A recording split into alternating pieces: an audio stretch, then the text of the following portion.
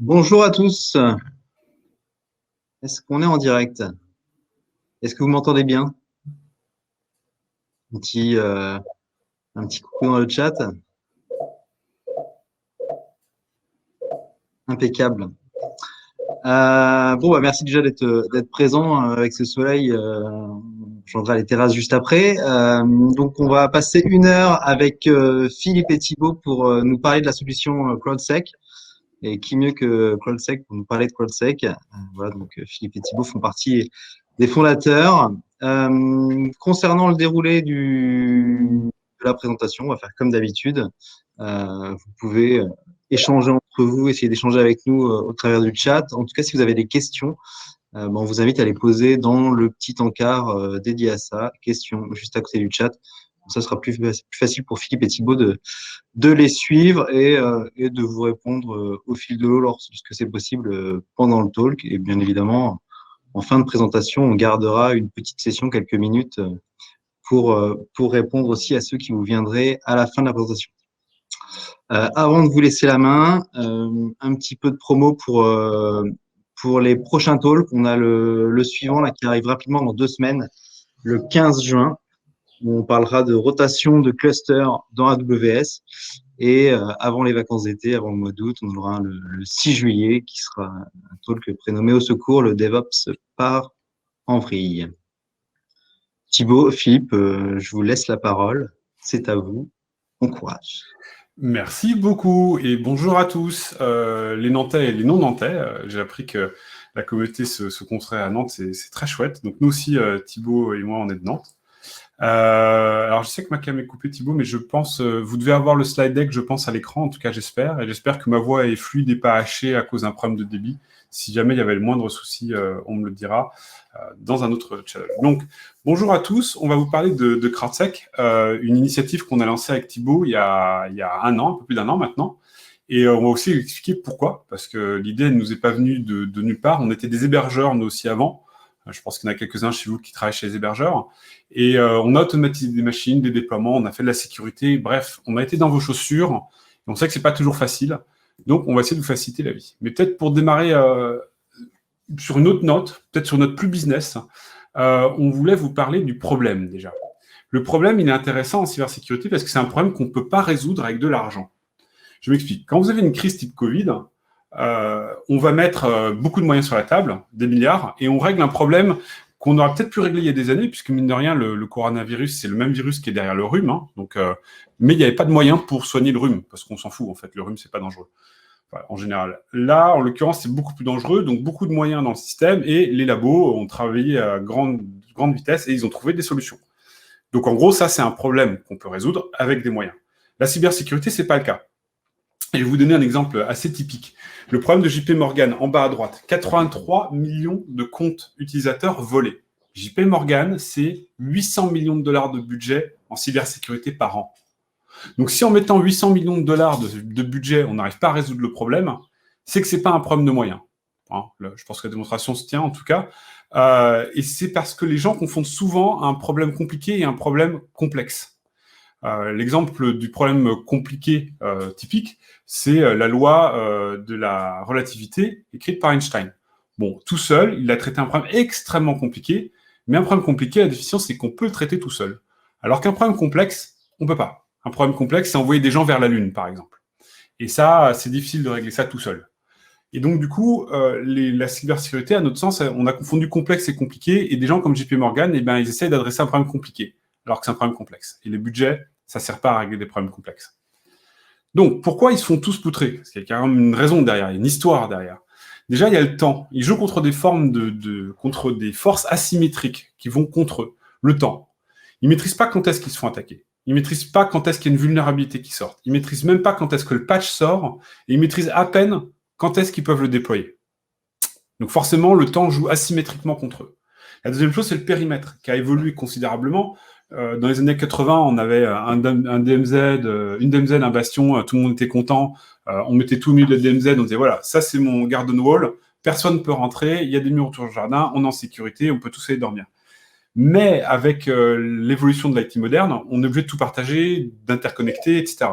Donc notamment le cloud, les cloud drive, les SaaS, les VPN, le Shadow IT, les VM, les clouds, le bare metal, et puis les containers. Enfin bon, bref, il y en a partout. Et on ne dit pas que tout est mauvais, mais à minima, le niveau, il n'est pas équivalent partout. Voilà. Peut-être qu'une partie de votre SI est bien protégée, peut-être qu'une autre l'est beaucoup moins bien. Mais si vous vous amusez à tout couper pour isoler et mettre des murs entre chaque, eh ben, c'est retour dans les années 80 avec un fax et un pager, quoi. Et ça va forcément freiner le business, et donc, du coup, ça va pas marcher. Et puis, le dernier, c'est l'argent. C'est-à-dire que, reprenons le cas de JP Morgan. Les gars, ils ont attaqué JP Morgan avec quoi? 80 000 $ de budget? Peut-être même pas, hein, peut-être plutôt 8 000 $ de budget, et encore, ça fait beaucoup de bière et beaucoup de pizza pour le prix. Donc, en gros, on est sur un ratio de 1 à 100 000. C'est-à-dire que même si vous mettez 100 000 fois plus d'argent sur la table que les gens qui vous attaquent, ça fait pas la différence. Donc, forcément, ils se battent, mais ils perdent. Donc, c'est un peu ce que j'essaie de vous résumer sur ce slide. C'est la stratégie du château, c'est fini. C'est comme le Walkman et les pantalons moules en fluo qu'on ne regrette pas forcément.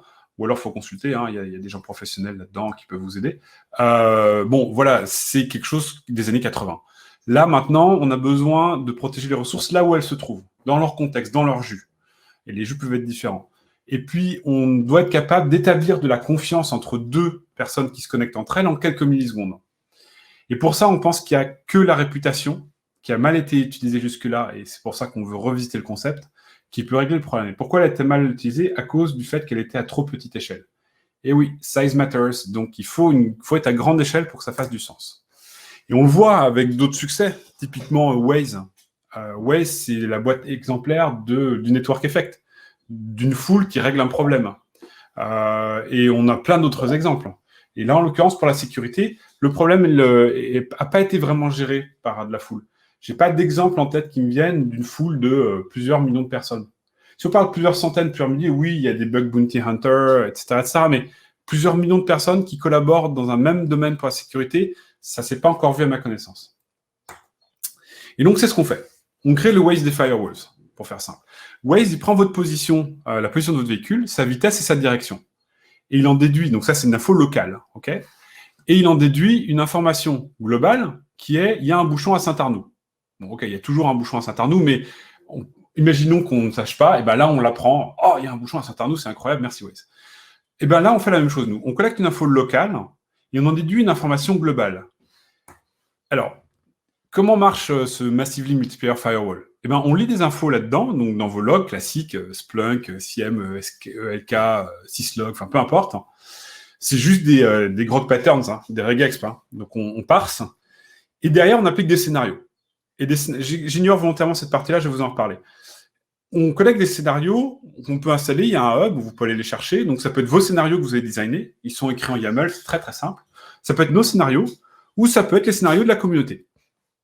Et ces scénarios, qu'est-ce qu'ils font? Ils disent qu'ils vont détecter les agressions ou les anomalies. Typiquement, si mon shop de e-commerce fait, je sais pas, moi, d'habitude, des transactions à 30 $ et que là, j'ai plein de transactions à 0,1 $, peut-être que quelqu'un est en train de faire du credit card stuffing.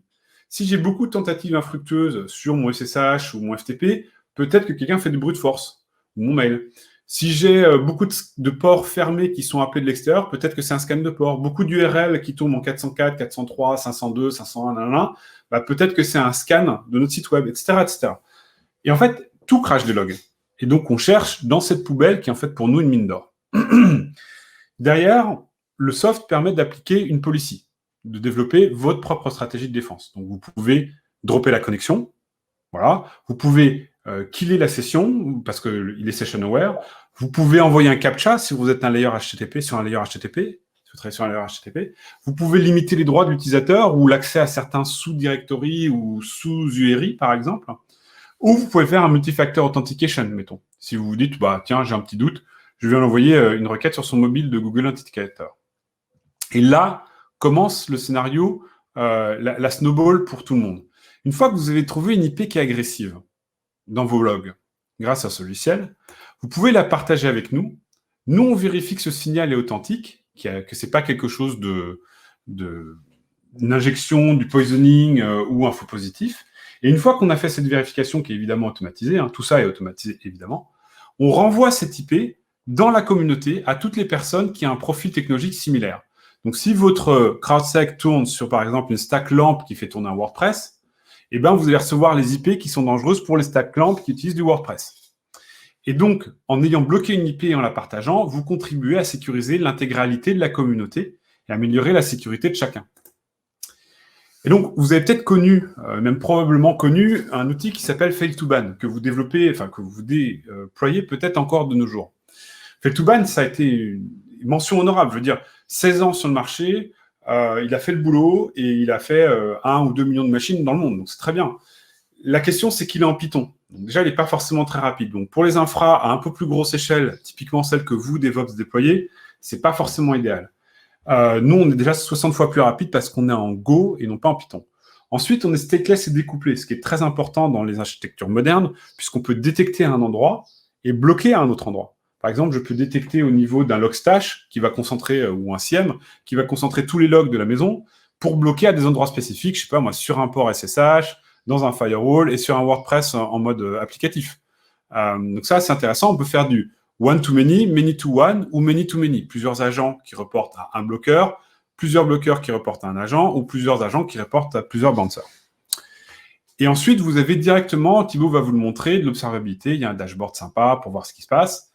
C'est très flexible. Vous pouvez aller télécharger des configurations hyper facilement. Vous pouvez les développer vous-même. C'est multi-OS, donc déjà BSD et Linux sont couverts. On a des packages Debian, là on va rentrer dans la bullseye, mais on a déjà les packages qui sont prêts, que vous pouvez utiliser.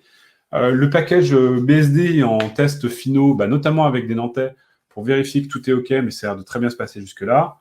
Multi-layer, multi-OS et IPv6 ready. Et puis vous allez bientôt pouvoir faire, c'est pas encore le cas, mais ça va pas tarder, enfin je crois que c'est pas encore le cas, Thibaut nous le dira, des scénarios du type if, this, and this, all that, then it's an aggression. Et donc, déterminer des scénarios beaucoup plus complexes d'attaque, ce qui n'est pas le cas, ce qui n'est pas possible, par exemple, avec du Fail2Ban. Et donc là, c'est la bonne nouvelle. Tout ça, c'est gratuit et c'est open source. Pourquoi ? Parce qu'on n'en est pas à notre premier coup en termes d'open source avec Thibaut. Vous avez peut-être entendu parler de Naxi, le WAF gratuit pour Nginx, Snufflepagus ou PHP Malware Finder, ce genre de choses. C'est quelque chose dans lequel on croit. C'est un modèle qu'on a développé pendant des années dans notre ancienne société. Donc là, c'est une licence MIT. Il n'y a pas plus libre et gratuit que le MIT, c'est celle de la Debian. Ça a été audité et c'est toujours auditable tant que vous voulez, c'est transparent. Vous pouvez faire des contributions, c'est ouvert. Voilà, et on pense que c'est le minimum qu'on puisse faire pour la communauté. Thibaut ? Oui, merci Philippe. Donc bonjour à tous. Donc effectivement, pour compléter ce que disait un petit peu Philippe, il faisait un parallèle avec Fail2Ban qui est assez intéressant puisque aujourd'hui beaucoup de personnes vont vouloir simplement remplacer un Fail2Ban, quelque chose d'un petit peu étendu. Et juste après, je vais faire une démo, mais en réalité, les différents composants ils communiquent ensemble via des API REST, etc. Donc là où on va démontrer un setup très simple en monomachine, en fait, permet d'adresser des setups à beaucoup plus large échelle, puisqu'en fait, comme on le voit sur le schéma ici, on a d'un côté ce qu'on va appeler réellement l'agent, donc lui qui est en charge de faire un peu le gros du travail, à savoir de lire des logs, de les parser, de les enrichir et de les confronter à des scénarios, pour ensuite pousser des décisions à des composants, un composant intégral de CrowdSec qui est ce qu'on appelle la local API et qui, elle, ensuite, a la charge de mettre à disposition l'ensemble de ces décisions aux différents bouncers. Donc là, on voit en bas sur le schéma avec, par exemple, bouncer ou lambda ou firewall, etc. Philippe, du coup, si tu permets, attends, je vais te prendre le display. Oui, bien sûr, bien sûr. Voilà. On va faire comme ça. Tac, voilà. Là, vous devez voir normalement mon écran. Ouais, ok. Donc, hop là. Donc là, ici, on a une machine Debian on ne peut plus standard avec un Nginx, un MySQL, un SSH, comme il y en a entre guillemets des milliers. Et l'idée, c'est, enfin, un des concepts clés de la CrowdSec, c'est vraiment d'essayer d'avoir quelque chose qui est super accessible. Et donc, ce qu'on va faire, c'est qu'on va installer CrowdSec sur la machine. Comme le disait Philippe, donc on est en train de rentrer là dans les paquets officiels, mais on distribue aussi nous nos propres paquets en mode Debian pragmatique et tout. Donc normalement, on va couvrir la plupart des cas. Et donc là ici, on voit qu'est-ce qui se passe, c'est que l'installeur détecte les différents services qui sont présents sur la machine et les fichiers de log qui sont associés. Donc là, typiquement, j'ai un serveur web Nginx, il va trouver des fichiers de log, j'ai SSH, les différents logs, MySQL et la partie système. Et donc, il va en conséquence, c'est ce qu'on appelle des collections. Donc, j'y reviendrai un petit peu plus tard au cours de la démo. Mais en fait, collection, c'est un ensemble de configurations cohérentes qui permet de couvrir une stack techno ou d'adresser une problématique métier particulière. Donc voilà, là, entre guillemets, le setup de la partie détection est terminé. Alors, Philippe l'a dit au début de la présentation, mais je vais le rappeler, c'est qu'on est vraiment sur une architecture qui est assez décentralisée. Donc, CrowdSec, il est vraiment en charge de la détection et les bouncers, on va le voir juste après, eux sont en charge d'appliquer des rémédiations. Et donc là, j'ai fait mon installation. Et donc, si jamais les dieux de la démo sont toujours avec moi, et ben, je vais par exemple lancer un scanner de vulnérabilité web sur mon site web. Donc, j'utilise Nikto, un vénérable outil de sécurité, mais qui a l'avantage d'avoir un comportement qui est extrêmement typique en fait d'un scanner de vulnérabilité. Donc, je vais pouvoir l'arrêter ici. Et on voit ici, donc je vais agrandir un peu mon terminal pour qu'on voit mieux. Voilà. On voit ici que mon adresse IP, donc ça c'est chez moi, et c'est fait flaguer pour être arrivé avec un user agent qui est connu comme étant malveillant, avoir réalisé ce qu'on appelle du probing HTTP, c'est-à-dire essayer d'accéder à un très grand nombre de fichiers qui n'existaient pas, avoir fait du crawl agressif sur des ressources non statiques, avoir essayé d'accéder à des fichiers sensibles, etc. Et donc en fait, ici, si jamais on regarde les décisions qui sont prises par CrowdSec, normalement, mon adresse IP ici, elle devrait être bannie. Je vais agrandir encore. Okay. Elle devrait être bannie pendant 4 heures. Et puis ici, on va pouvoir voir en fait un petit peu les différentes alertes. Et par exemple, essayer d'y voir un petit peu plus clair. Je vois qu'il y a une alerte pour des fichiers sensibles. Je vais pouvoir voir un petit peu à quoi ça correspond. Et je vois typiquement les différents fichiers qui ont essayé d'être accédés, etc. et qui ont déclenché le dit scénario. Cela dit, si jamais je me mets du point de vue de l'attaquant, eh bien, hop là, ici, en fait, j'ai toujours accès à mon site web parce que j'ai juste installé réellement la partie, on va dire, détection. Et donc, pour pouvoir faire du blocage, eh bien, je vais sur le hub. Donc, Philippe en a parlé un tout petit peu plus tôt, et on va trouver, entre guillemets, ce qu'on appelle les bouncers. Donc, c'est les composants qui nous correspondent. Et ici, on va voir donc des bouncers pour différents composants. Par exemple, si jamais on utilisait Kadi ou HAProxy, on trouverait, etc. En l'occurrence, moi, j'utilise Nginx et donc je vais prendre le bouncer pour Nginx. Et donc, le bouncer, lui, il est vraiment en charge d'être capable d'appliquer les décisions. Donc, ce qu'on va faire, c'est qu'ici, on va télécharger le dit bouncer qui arrive d'ailleurs bientôt sous forme de package Debian et RPN. Et je vais donc installer mon bouncer. Et donc, en fait, alors, typiquement, l'idée, Philippe parlait un petit peu plus tôt de l'architecture stateless, c'est qu'en fait, réaliser un bouncer, c'est simplement être capable de faire une requête HTTP à l'API locale de CrowdSec pour savoir si jamais une adresse IP, elle doit être bloquée ou pas. Okay. Donc là, je vais redémarrer Nginx. Et donc, comme c'est un comportement qui est super simple pour implémenter un bouncer, là, typiquement, ici, c'est quelque chose qui est simplement implémenté en Lua, qui utilise l'instrumentation de Nginx en Lua.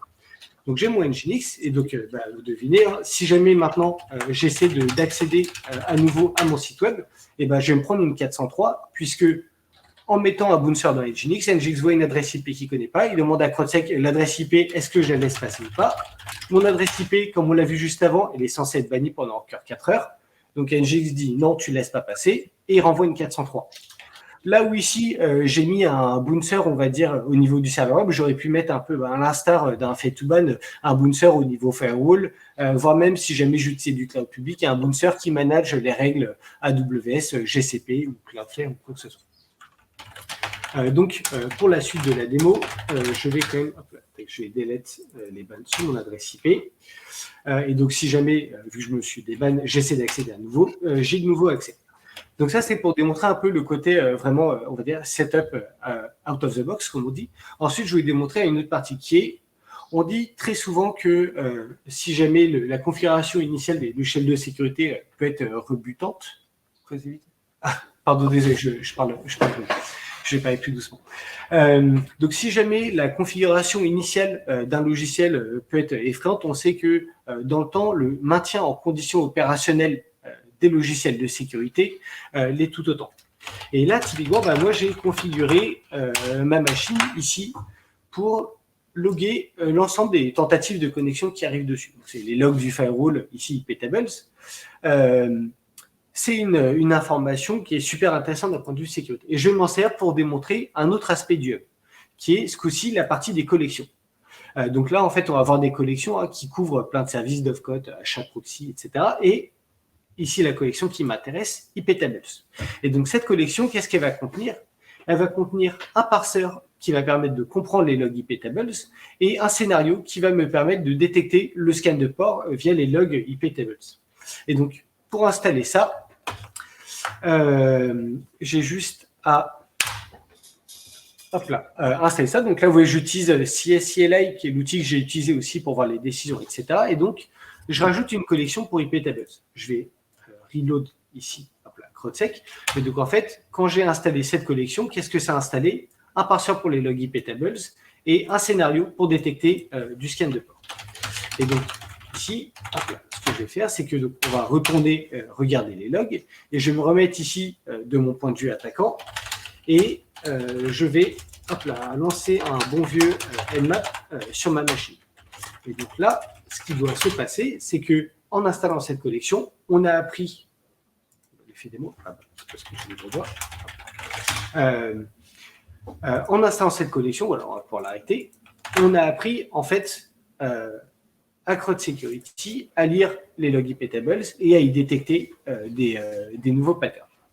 Et donc, du coup, si jamais, vous devinez, si jamais je regardais à nouveau mes décisions, mon adresse IP, elle est de nouveau bannie, mais ce coup-ci, pour avoir réalisé un scan de port, et si jamais je me mettais du point de vue de l'attaquant et que j'essaie de nouveau d'accéder à mon service web, je suis bloqué. Donc ça, voilà, c'est un petit peu le côté démo en live. Un autre aspect que je voulais démontrer, c'est que, comme on dit souvent, la sécurité, c'est bien, mais les dashboards, c'est mieux. On va déployer tout simplement un dashboard sur la machine pour avoir un petit peu d'observabilité sur les différentes actions qui sont prises. Donc là, ici, pas vraiment de magie. On va utiliser Metabase, qui est un logiciel open source un petit peu comme un Kibana, pour ceux qui sont plus familiers, mais qui a l'avantage de pouvoir travailler avec différents types de bases de données, d'être beaucoup plus léger. Et donc là, en fait, on va tout simplement déployer un conteneur Metabase qui va nous permettre de voir et d'avoir des dashboards un petit peu sur ce qui se passe. Alors par contre, comme c'est vraiment une toute petite machine, pour ne pas dire une Game Boy, ça va sûrement prendre quelques minutes. Je vais regarder si jamais il y a déjà des gens qui avaient des questions dans l'intervalle. Quel est l'impact de faire une requête pour chaque IP? Alors, oui, donc en fait, pour répondre à la question de Marc Gaveni, donc oui, le Bouncer MemNginx, en fait, il fait du cache. Via la partie UI, il fait du cache. Je crois que par défaut, le cache est à 1 seconde ou 2 secondes. Donc, c'est-à-dire que même dans le cas, on va dire, d'une adresse IP, par exemple, qui tabasse un petit peu le serveur web, ça va juste faire 1 à 2 requêtes par seconde à l'API locale CrowdSec. Et y a-t-il moyen? Donc, oui, effectivement. Donc, voilà, il fait du cache, il va faire du cache tout seul. C'est gratuit, mais contrairement à Fed2Ban, il y a des coûts d'infra pour la centralisation et le traitement des... Alors, je pense que sur la question de Hervé, Philippe, il répondra un petit peu plus tard, mais pour la faire relativement court, sur la partie financement, en fait, l'idée, c'est que ce logiciel open source, pour nous, est un moyen et pas une finalité. Pour nous, la finalité du projet de l'entreprise, c'est de créer un système de réputation à très, très large échelle. Et c'est ces données-là qu'on sera susceptible de monétiser dans le temps. Il y avait quoi? La centrale. Et donc, Guillaume Moirot, non, l'API centralisée n'est pas open source. J'y reviendrai un tout petit peu après. Alors, pendant ce temps-là, le dashboard s'est déployé. Et donc, on va y aller. Hop, j'ai ici mon login et mes mots de passe qui ont été... Tac, hop là. Ok. Donc là, je vais me connecter. Alors, entre guillemets, forcément, on va voir du pas grand-chose puisque je viens d'installer le logiciel et puis j'ai arrêté 2 attaques ennemies qui ont en plus été intégralement venues de moi. Mais on va retrouver ici un dashboard assez simple qu'on pourrait attendre avec des informations de géolocalisation des attaques. Vous voyez qu'ici, on a aussi de la visibilité sur les informations comme les bouncers, les machines, etc., le nombre d'alertes, des infos ici sur les notions de timeline, les informations par source, etc., une répartition un petit peu des différents scénarios et les infos de géolocalisation. Donc ça, c'est pour une observabilité minimale. Après, on sait que sur ce type de logiciel, un des freins majeurs à l'adoption, c'est la peur des faux positifs ou des faux négatifs pour les plus pessimistes d'entre nous. Et globalement, c'est un point qu'on aide à adresser, enfin du moins qu'on essaie d'aider à adresser, puisque CrowdSec est capable de travailler avec des logs à chaud comme il le ferait avec des logs à froid. Et donc là, typiquement, ce que je vais faire ici, c'est que je vais reprocess, par exemple, mes logs l'année 2019 de mon serveur web et CrowdSec va les reprocess.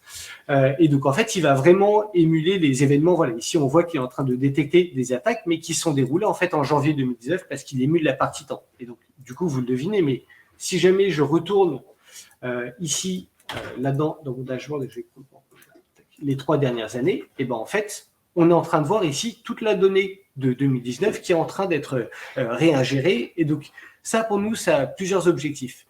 Ça va permettre, par exemple, de faciliter le travail quand on fait des analyses post-mortem ou des forensiques. Et ensuite, surtout, pour adresser un peu la crainte du faux positif ou du faux négatif, ça permet de répondre à la question de qu'est-ce qui se serait passé si jamais j'avais eu CrowdSec à ce moment-là? Est-ce que tel scénario aurait déclenché des faux positifs? Ou même, tout simplement, est-ce que tel scénario aurait tout simplement permis de détecter l'attaque? Et de manière encore plus large, c'est vraiment vu pour nous comme une béquille pour le sysadmin, où on sait que pour beaucoup de logiciels défensifs, qu'on parle de DR, de WAF, etc., le côté écriture et maintenance des règles dans le temps est relativement complexe, surtout quand on n'est pas en mesure de facilement reproduire l'attaque en question. Donc là, on va voir ici la donnée qui continue à être alimentée, etc., et ainsi de suite dans le temps. Donc ça, je vais l'arrêter ici. Donc ça, c'était pour une démo assez rapide, un petit peu simple du logiciel. Et donc voilà, ce qui est très important à garder à l'esprit, c'est que si jamais je remets ce schéma-là, là où on pourrait avoir l'impression que le logiciel est un monolithe, en fait, les différents composants, donc que ce soit l'outil en ligne de commande que j'ai utilisé, CSCLI, que ce soit l'agent et l'API locale, voire les bouncers et l'API locale, tout ça communique via des API HTTP REST. Et donc, le but, c'est qu'on peut avoir soit des petits setups comme ça unitaires, un peu vraiment à la Fake2Ban, mais nous, on voit aussi déjà pas mal d'infogérants qui ont des setups plutôt centralisés, où par exemple, ils ont une local API, et puis ils ont 50 agents autour qui correspondent à différentes machines, qui poussent de la décision dessus, et les bouncers qui viennent interroger cette même API locale pour en fait avoir une réponse assez homogène d'un point de vue périmétrique. Et un dernier truc que je propose, vous allez en profiter un petit peu en mode preview parce que ça va arriver. Donc là, on est en train de faire la partie bêta test du back-office. Donc ça, c'est quelque chose qui arrive. Donc, vous l'avez vu, j'ai démontré juste à l'instant la partie Fake2Ban. Donc là, on est sur un logiciel open source, etc. Et donc, ça permettra peut-être aussi de répondre à la question d'Hervé sur la monétisation. On est en train de lancer, donc là, il y aura aussi du freemium réellement là-dessus, un back-office qui va arriver et qui doit permettre aux personnes d'avoir une visibilité, une accessibilité, on va dire, un petit peu plus facile aux choses qui se passent, où en fait, l'idée, c'est qu'on peut très facilement on va dire enrôler, donc enregistrer un ou plusieurs instances Crowd Security dans le back-office pour avoir une vue un petit peu consolider des alertes, être capable d'avoir de l'export et des systèmes de filtrage qui sont un peu smart, avoir des stats, etc. Mais surtout, demain, et donc c'est un peu sur les sujets de monétisation, c'est que quand on va être face à des entreprises qui ont des setups relativement éclatés, où on va avoir des machines chez OVH, du on-premise, etc., plutôt que d'essayer d'avoir à établir des liens d'API REST entre les différents éléments, de pouvoir enregistrer tout simplement plusieurs machines dans le back-office et de faire ce qu'on appelle du consensus privé, c'est-à-dire de dire, moi, toutes les machines de ce groupe-là, elles vont partager leurs décisions. Dès qu'il y en a une qui prend une décision, les autres vont la recevoir et ainsi de suite. Ça, et le dernier point dont je voulais parler, c'est sur la partie observabilité. On sait qu'il y a très souvent, on va dire, il peut y avoir des zones de friction un petit peu entre les gens de la Sécu et les gens des opérations. Sur le manque d'observabilité ou le manque d'industrialisation de certains équipements de sécurité.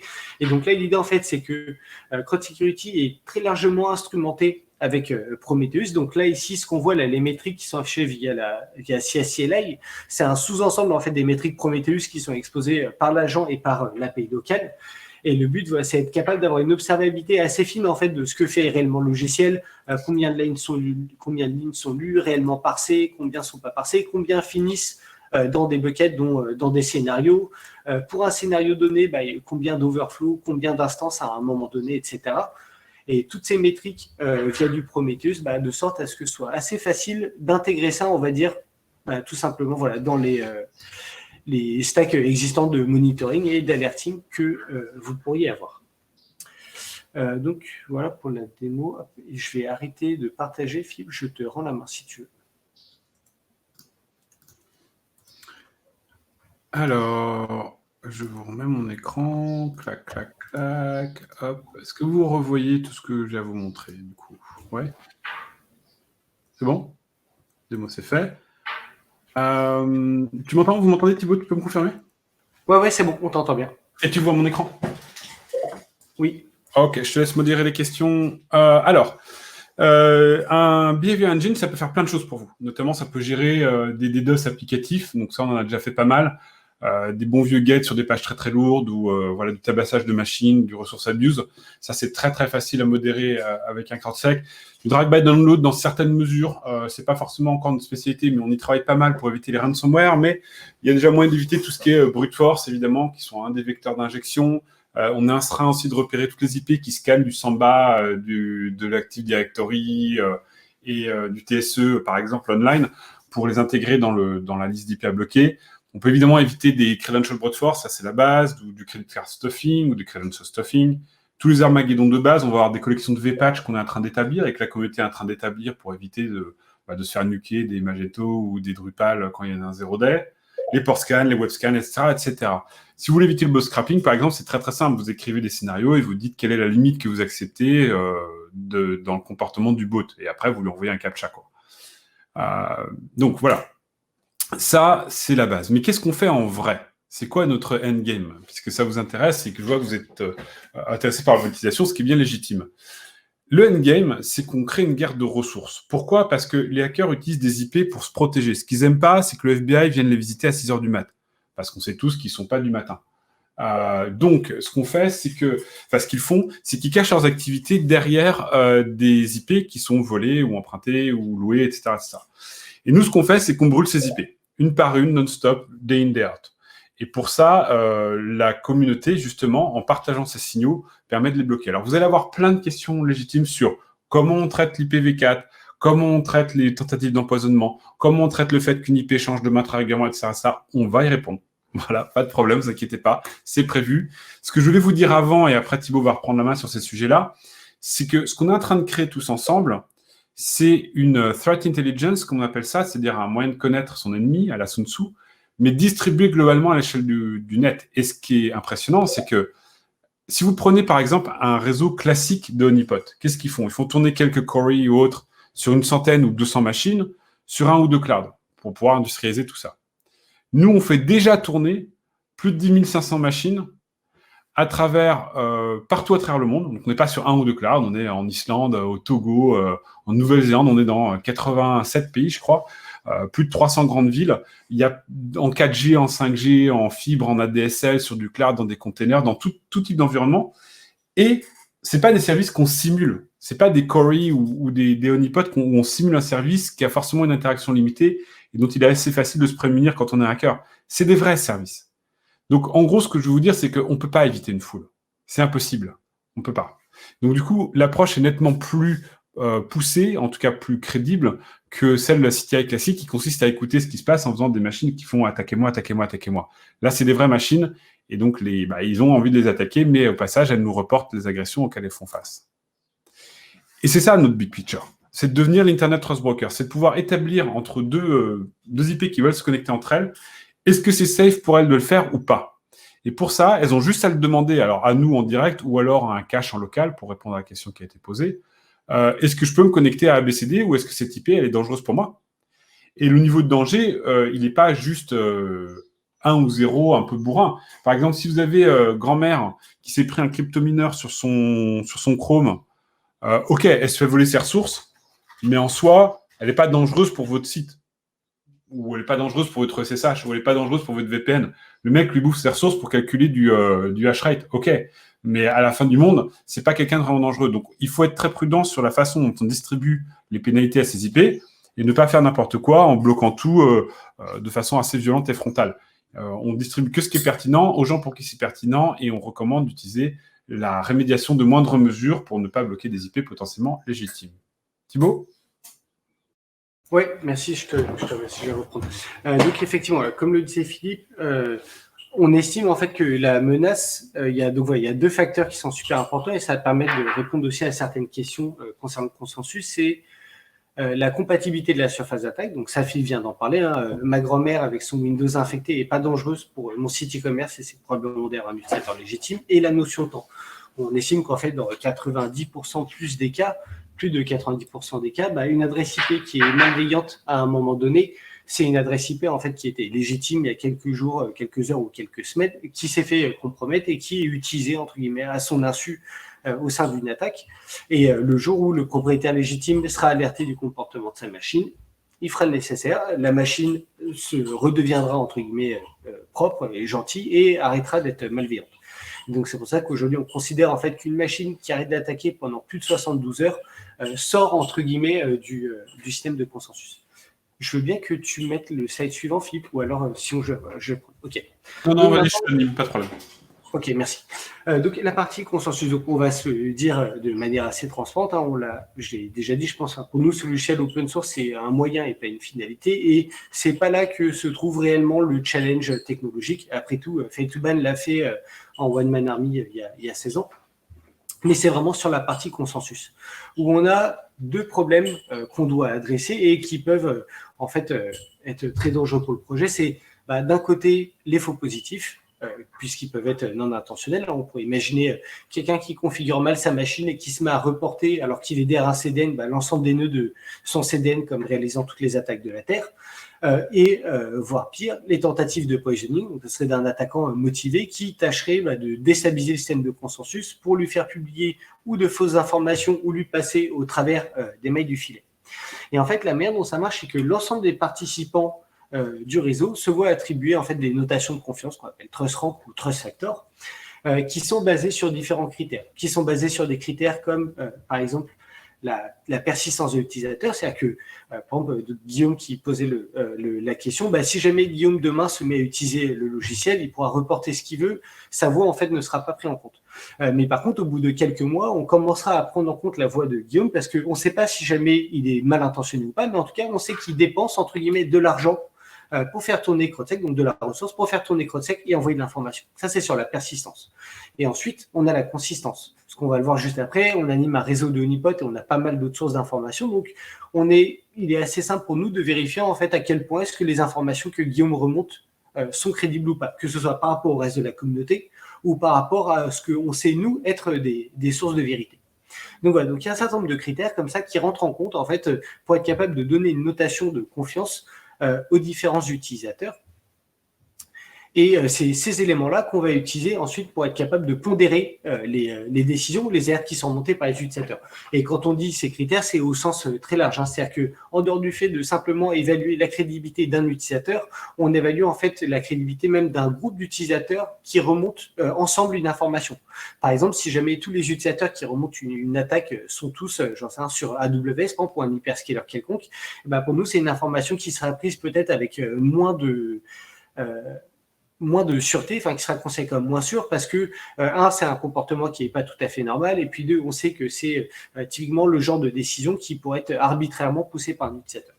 Et ensuite, à côté de ça, on a un réseau de honeypot. Alors, le réseau de honeypot, pour ceux qui ne sont pas familiers du concept, honeypot, c'est des machines qui sont vraiment vulnérables, ou du moins qui émulent des services vulnérables pour recevoir des attaques. Ce réseau de honeypot, au tout début, il nous a permis, par exemple, de simplement bootstrapper le système de consensus, et jusqu'à la publication du nouveau système de consensus, c'est encore le réseau de honeypot qui alimente principalement les distributions, les décisions qui sont distribuées à l'ensemble des utilisateurs. Mais ces honeypots, ils nous servent aussi à d'autres choses. Ils nous servent à être capables de corréler ou de vérifier certaines informations qui nous sont remontées par les utilisateurs de la communauté, et ils nous servent surtout à être capables de combler des trous technologiques. Par exemple, si jamais demain un Drupal Guédon venait à sortir à nouveau et qu'on n'estime pas avoir assez d'utilisateurs Drupal dans la communauté, avec ces systèmes de honeypots, qui sont en fait des machines industrialisées, on est capable de déployer 300, 400, 500 Drupal en l'espace de quelques dizaines de minutes pour être capable d'en capter le signal émergent. Et donc, c'est aussi à ça que pour nous sert ce honeypot, ce réseau de honeypots.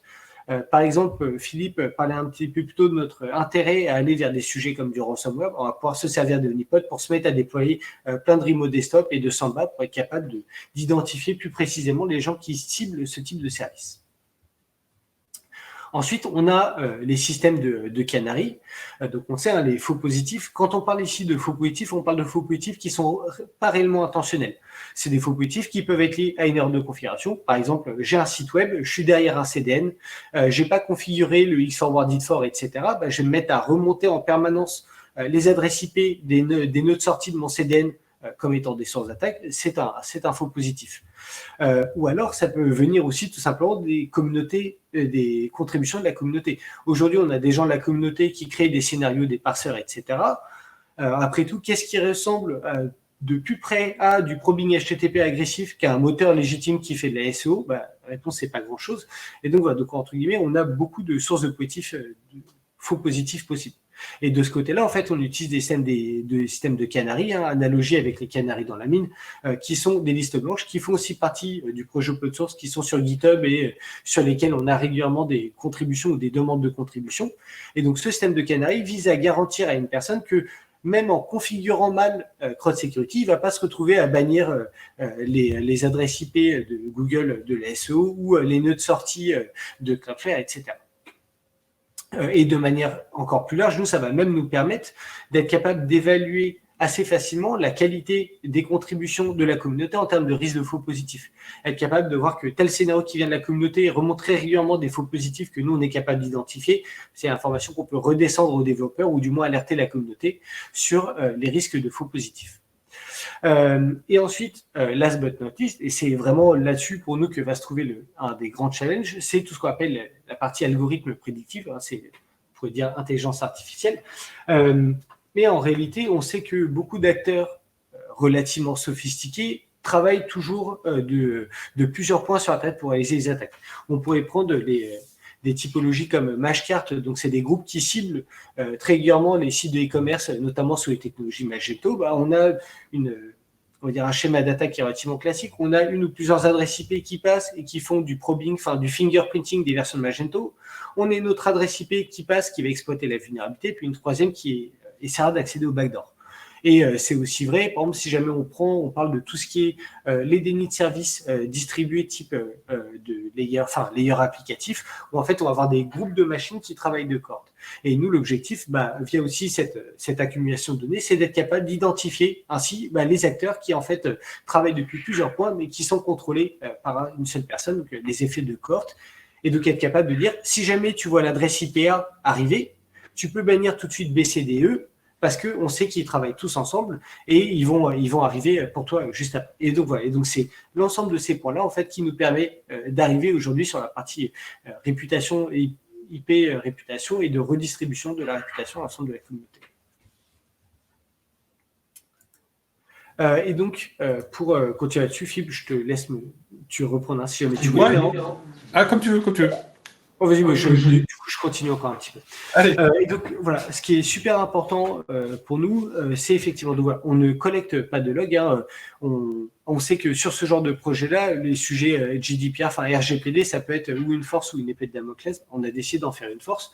Et donc, en fait, ce qui se passe, c'est que les seules données qui sont remontées chez nous, en fait, c'est l'adresse IP que vous bloquez, le scénario pour lequel vous l'avez bloqué, sa version du scénario et le timestamp. Parce que nous, en fait, c'est la seule information qui est suffisante pour nous. Si jamais vous mettez à bidouiller vos scénarios ou à créer des scénarios custom, du coup, les alertes associées sont plus remontées. Mais en fait, nous, c'est une information qui est suffisante pour créer ce système de réputation. Alors, je ne sais pas, il y a certains d'entre vous qui sont plus dans la partie recherche, mais en fait, mis en place un système de dégradation progressive de la donnée pour assurer la compliance RGPD. Je ne vais pas rentrer dans les détails, mais globalement, le résultat, c'est que ça nous permet très facilement, nous, d'avoir des datasets qui sont très importants et qui contiennent pas de données privées. Et donc, on peut partager avec des gens qui font de la recherche comme on le fait déjà, puisqu'en fait, dans ces problématiques de consensus centralisé, on va retrouver un sous-ensemble des problématiques qui peuvent être liées, par exemple, à des sujets de blockchain, donc tout ce qui est les attaques de civils, etc. Et enfin, donc, pour répondre notamment aussi, ça a reposé sur la partie dépendance à l'API centrale, etc. Donc nous, en fait, il n'y a pas vraiment de dépendance à l'API centralisée. C'est quelque chose dont on peut opt-out, auquel cas vous récupérez quand même un super fail to ban, on va dire. Et nous, et donc la question de comment est-ce qu'on va se financer. Ah bah, Philippe, je vais reprojeter le slide alors. Hop, tac. Hop là. Vous voyez je pense qu'on a perdu peut-être Philippe en cours de route. Je suppose que vous voyez tous mes Ouais. Et donc, pas de dépenses API centralisées, c'est quelque chose dont on peut opt-out, etc. En revanche, effectivement, nous, on a vocation à monétiser des fonctionnalités qui sont soit typiquement de la gestion de flotte, parce qu'aujourd'hui, on a déjà des très grands infogérants, très grands hébergeurs qui s'y intéressent. Et après, ça peut être aussi des aspects qui peuvent être liés, par exemple, à de la compliance, donc tout ce qui est PCI et ainsi de suite, ou enfin, des gens, Philippe est revenu, ou alors des gens tout simplement qui vont vouloir accéder à la donnée de manière brute sans y contribuer activement. Philippe, je te laisse répondre. Je vais peut-être répondre aux questions dans le chat pour l'instant. Sauf que je n'étais plus en présentateur. Bon, du coup, attends. Mais du coup, je vais continuer. Et donc, en fait, donc après, comment est-ce que nous, on va monétiser cet effet de réseau? Donc, aujourd'hui, on voit en fait que... je vais reprendre le slide. Et je crois qu'il a des petits problèmes de connexion. Hop là. Donc, voilà, je vais reprendre ça comme ça. Et donc, en fait, nous, voilà, les sujets de monétisation, c'est que aujourd'hui, les bouncers, les composants de blocage interrogent une API locale, etc. Et en fait, demain, nous, l'ambition, c'est clairement d'être capable d'exposer une API qui soit ISO à cette API locale de manière publique pour que des gens puissent y brancher directement des bouncers. Et donc, on se retrouve vraiment avec des gens qui vont vouloir consommer les informations de la réputation sans avoir à y contribuer. C'est typiquement le genre de choses qu'on est capable de monétiser en disant qu'on sera capable de répondre à n'importe quelle personne dans un contexte métier ou technique donné, est-ce que cette adresse IP est dangereuse? Est-ce que cette adresse IP est légitime pour moi? Je ne sais pas si, Philippe, tu voulais ajouter quelque chose ou... Si, je suis là, non, en fait, désolé pour la connexion un peu en mousse. Je pense que tu as bien résumé tu peux passer au slide suivant, mais tu as bien résumé le modèle global. C'est-à-dire, vous participez, c'est gratuit, vous participez pas, c'est payant, pour faire court. Évidemment, vous pouvez utiliser cette API à n'importe quel endroit, et j'en profite pour répondre à la question de Guillaume, qui nous pose des questions sur c'est un élément critique, comment est-ce qu'on garantit sa fiabilité contre le poisoning et les DDoS, etc. Alors, les DDoS, on y a répondu avant, c'est-à-dire qu'on a une curation, un algorithme qui évolue en permanence. C'est aussi une question qui a été posée en dessous, avant, excusez-moi, par Guillaume, encore d'ailleurs, qui nous demandait si elle était open source. Alors, elle n'est pas open source parce qu'elle évolue énormément. Le consensus, c'est un boulot continu. Et en fait, quand on fait du code, on le factorise pas de la même façon et on l'organise pas sa production de la même façon si on veut qu'il soit open sourcé d'un côté ou si on garde en privé de l'autre. En gros, on prend certains raccourcis en privé parce qu'on a des notifications, des documentations, des systèmes de gestion de projet centralisés, alors qu'à l'inverse, quand on va vouloir le mettre en open source, Thibaut, tu peux me laisser ton écran parce que du coup, ouais, super. Eh bien, on va se retrouver avec des contraintes plus fortes pour que tout le monde puisse le maintenir, le faire évoluer, etc., etc. Et puis un système aussi à suivre sur GitHub, évidemment.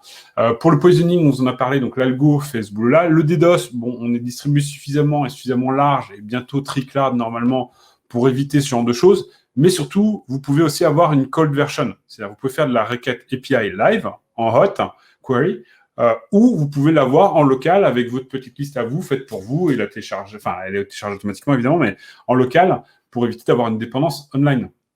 En tout cas, à des délais de réponse. On pense notamment à ça pour certains de nos très grands clients. On bosse par exemple avec GoDaddy. Bon, GoDaddy, c'est plusieurs millions de serveurs. C'est sûr qu'ils vont pas tous faire des requêtes en temps réel pour demander s'ils ont le droit de se connecter ou pas. Donc, ils ont une copie locale. Ça ne pose absolument pas de problème. Le modèle décentralisé, toujours pour Guillaume, on y pense. Pourquoi? Alors déjà, parce que on va pas aller tout de suite sur la blockchain, mais c'est des réflexions qu'on a en interne qui sont importantes, parce qu'ils ont un peu les mêmes problèmes que nous. Le problème de fond, c'est comment on fait pour être tous confiants dans ce qu'on est en train de partager, sachant que tout le monde n'est pas forcément bien intentionné. Il y a peut-être 5% des gens qui sont là pour foutre le système en l'air ou détourner de l'argent, etc., etc. Et donc, les problématiques de la blockchain en soi sont un peu les mêmes problématiques que l'on a nous. Et donc, on est en train d'imaginer des systèmes de mining dans ce sens-là. C'est très, très, très trop pour en parler. C'est aussi pour ça qu'on open source pas, c'est qu'on est en train de faire beaucoup de R&D. On travaille avec des labos, on travaille avec des chercheurs, on travaille avec des pointures. On réfléchit aussi beaucoup en interne pour mettre au point le mieux possible. Pour l'instant, on n'a pas de faux positifs pour une raison simple, c'est qu'on essaye surtout d'être une première ligne de défense efficace et gratuite. Et donc pas forcément parfaite. On ne cherche pas à être à 100%, on cherche à être à 95%. Si on élimine 95% de votre bruit de façon certaine, sans aucun risque de faux positif, on est déjà très très très content, surtout pour un modèle gratuit. Et petit à petit, over time, on va monter à 99, et puis peut-être, on espère, à 99,9, etc., etc. Donc, c'est bien le but. Thibaut, tu peux peut-être passer à la suivante. Du coup, je vais reprendre. Allez, vas-y. Alors, donc, petit sujet un peu sur la partie roadmap, etc. J'espère qu'on a répondu à l'ensemble des questions. Mais donc, voilà, donc j'avais parlé un tout petit peu avant la partie console, etc. Mais en gros, voilà, pour nous, c'est un truc qui est super important. On sait qu'aujourd'hui, il y a plein de gens qui, entre guillemets, pour quelques dizaines de dollars par mois, préfèrent avoir des interfaces, des choses comme ça, un petit peu plus user-friendly, gestion d'organisation. C'est, on va dire, entre guillemets, un trade-off qui est relativement simple. Mais surtout, nous, ce qui arrive très bientôt et qui est super important, c'est le nouveau consensus. Comme je l'ai évoqué un petit peu plus tôt, aujourd'hui, le consensus est principalement alimenté par notre réseau de Honeypot. On va mettre en production incessamment sous peu un nouveau consensus qui s'appuie beaucoup plus justement sur les retours de la communauté et ce qui va nous permettre de redistribuer des dizaines de fois plus d'adresses IP, etc., de donner aux gens des listes qui sont beaucoup plus larges et puis par exemple aux gens d'être capables de choisir entre guillemets le niveau de sûreté qu'ils acceptent, de dire est-ce que je préfère avoir du faux négatif, est-ce que je préfère avoir du faux positif pour faire son choix en fonction, là où aujourd'hui la règle c'est pas de faux positif puisque c'est basé principalement sur le Honeypot. Ensuite, donc sur le packaging, donc on l'a vu d'ailleurs pendant la démo, l'utilisation des paquets Debian, on est rentré dans les distributions Debian officielles. On a aussi les paquets CentOS qui arrivent. Je ne l'ai pas évoqué, hein, mais on a aussi des images Docker, setup pour Docker Compose, etc. Kubernetes, il y a des sujets qu'on regarde de très près. Sur les sujets des scénarios, et d'ailleurs ça répond à une question de quelqu'un qui demandait est-ce qu'on pourrait utiliser plusieurs types de bouncer en même temps, etc. Et on va bientôt... on est en train de sortir un bouncer là pour Cloudflare, donc le CDN, et l'utilisation de ce bouncer et de CrowdSec, ça permet d'ailleurs de parler un petit peu plus de la profondeur du moteur de scénario, mais à l'ambition ni plus ni moins que de permettre de répondre de manière autonome avec un compte Cloudflare Free, de répondre à des dénis de services distribués de niveau 7 d'assez grande ampleur. On avait déjà des utilisateurs qui l'avaient fait par avant, mais là, l'idée, c'est de le rendre super accessible. Et en fait, là, le pourquoi du comment, c'est que c'est peut-être passé, on va dire, un petit peu entre les gouttes lors de la présentation, mais on dit que CrowdSec, il est multi-layer. C'est-à-dire aujourd'hui, les gens s'en servent principalement pour prendre des décisions sur des adresses IP, mais aujourd'hui, quand on est sur des dénis de services qui sont super distribués, en fait, il faut être capable de prendre des décisions contre des AS, enfin, des systèmes autonomes sur Internet, contre des pays, contre des ranchs, etc. Et ça, c'est quelque chose, en fait, que CrowdSec sait déjà faire. Et le but, justement, voilà, de ces nouveaux bouncers et de ces nouveaux scénarios, c'est d'être capable de tirer parti de ça ou jouer ces features qui existent, mais qui sont encore très largement sous-utilisées. Et enfin, dans la prochaine release majeure qui devrait arriver maintenant assez bientôt, on rajoute aussi des nouvelles data sources comme le fait de rajouter par exemple CloudWatch d'AWS ou encore la possibilité d'exposer tout simplement un serveur syslog pour faire de la collecte comme ça. Donc voilà un petit peu pour moi pour quelques éléments de roadmap et je ne sais pas exactement ce qui est, mais je pense on est tout juste dans les temps. Et voilà. Ouais, on avait dit 45 minutes à l'équipe, mais désolé, on a un petit peu débordé. En tout cas, on a pris le temps aussi pour répondre aux questions en même temps, donc j'espère que ça ira. Ça a l'air tout bon, il est 56, on est carrément dans les temps. Est-ce que vous avez des questions? Alors, je vais peut-être répondre un peu à Laura sur une question de Gaëtan, qui a posé pas mal de questions assez importantes, fondamentales, même, je dirais. Donc, est-ce que cette méthode pourrait faire des faux positifs? Alors, c'est potentiellement possible, mais on va essayer de les éviter autant que possible, et notamment parce qu'on va être moins 10 ans que plus 10 ans. Thibaut veut dire quelque chose, je le vois en train de... Vas-y, saute dessus. Qu'est-ce que tu veux dire, Thibaut? Merci. Sur les faux positifs, donc en fait... comment dire? Donc sur l'aspect des faux positifs, on est d'accord que c'est le problème majeur qu'on va devoir adresser. Et c'est pour ça aujourd'hui qu'on se repose quasiment vraiment que sur la partie de Honeypot, mais sans entrer dans les détails, mais c'est aussi une des raisons pour lesquelles on ne peut pas open sourcer ou libérer aujourd'hui cette API centralisée, c'est que c'est une machinerie qui est quand même relativement lourde et relativement complexe avec pas mal d'étapes.